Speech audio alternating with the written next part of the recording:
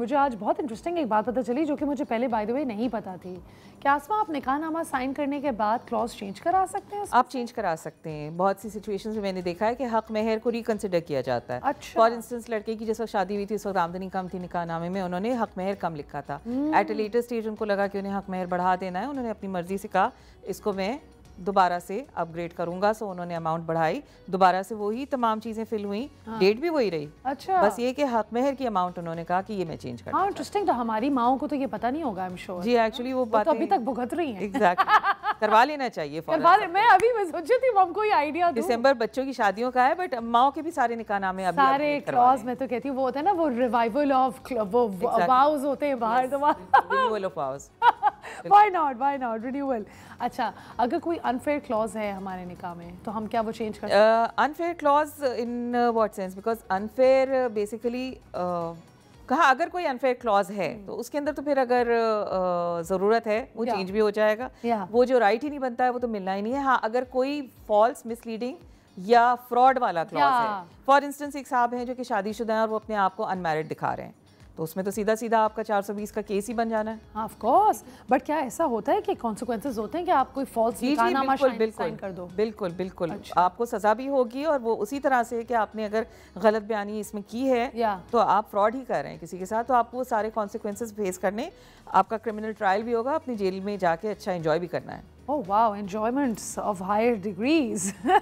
आप निकाहनामा साइन करने से पहले हम लोग किस तरीके से, हमें क्या सर्टिफिकेट चाहिए होता है या do we get a certificate after? Basically when the निकाहनामा इज रजिस्टर्ड, यूनियन काउंसिल के अंदर रिकॉर्ड में आ जाता है, वहाँ से आपको चूँकि यूनियन काउंसिल अब तमाम की तमाम नादरा से कनेक्टेड हैं, आपको नादरा से MRC भी मिल जाता है, which is a marriage registration certificate. और उसके बाद माशाल्लाह जब बच्चे होते जाते हैं तो बे फॉर्म और FRCs भी वहीं से अब सब बन रहे होते हैं, तो वो सारे डॉक्यूमेंट्स तो आपके सेंट्रली कनेक्टेड हो गए। इसके अलावा ये कि how much is it charge approximately? I remember I got my FRC made for like $1,000. It's very nominal, 1500-1800। अगर कुछ अर्जेंट फीस होती होगी तो इस तरह से।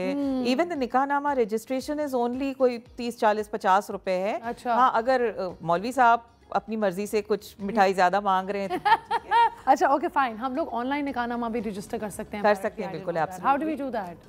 नादरा की वेबसाइट पे आप चले जाइए, वहाँ आप स्कैन करके अपने सारे डॉक्यूमेंट्स रजिस्टर कर लीजिए। ऑब्वियसली वो सब की चीज़ें वेरीफाइड होती हैं और उसके बाद आपका सिस्टम में आ जाता है। Does this help for women who are getting married and moving abroad? It does. अच्छा, इट डज, राइट? बिल्कुल। तो जिन जिन लड़कियों की अभी शादी हो रही है दिसंबर में और जो US एंड UK मूव करना चाह रही हैं उनके लिए तो काफ़ी इफेक्टिव होगा। जी, इट इज़ वेरी इंपॉर्टेंट। और फिर ये आपका पासपोर्ट भी बनेगा हस्बैंड के नाम से। तो सारा हमारा जो अब because of machine readable passports है, so everything is now connected.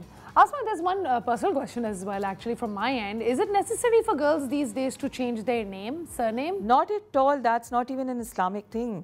ये तो अपनी मर्जी से लड़कियां कर रही हैं। Because I feel like as if काफ़ी दफ़ा issues होते हैं, you know, in getting residency for instance.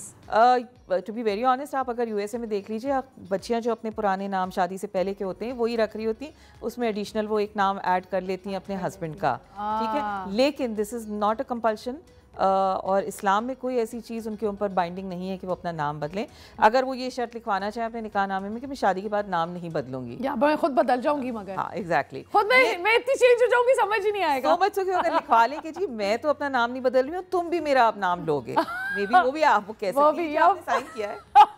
Why not? Why not? This is great. So Asma, I mean, you know, just to conclude this segment, which has been quite insightful to say the least, anything that you'd like to tell our brides or even our grooms कि मतलब वो भी किस तरीके से इस contract की इज्जत कर सकते हैं? ये निकाहनामा है, it's a big deal, right? It is a big deal. तो हम लोग कैसे मर्दों को भी ये रियलाइज़ कराएं कि आप एक कॉन्ट्रैक्ट साइन करके दूसरी बच्ची अपने घर ला रहे हैं? हाँ, मैं सबसे पहले बात कहूँगी कि देखिए एक रिश्ता है, अल्लाह आप एक रिश्ता नया बना रहे हैं, फ्रिक्शन आएगा, आपके पेरेंट्स के साथ भी होगा, भाई बहनों के साथ भी होता है, और यहाँ तो आप एक नए इंडिविजुअल को अपनी ज़िंदगी का हिस्सा बना रहे हैं, सो एडजस्टमेंट 2 से 3 साल का होता है।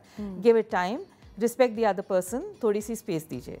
और दूसरी मैं आपको इम्पॉर्टेंट जो मैं आपको फ्री मशवरा इस वक्त दे रही हूँ इस प्रोग्राम के तवस्सुल से, वो ये है कि अगर आप मुझसे निकाहनामा साइन करने से पहले मिल लें तो मुझे लगता है उसके बाद आपको मुझसे नहीं मिलना पड़ेगा कोर्ट में।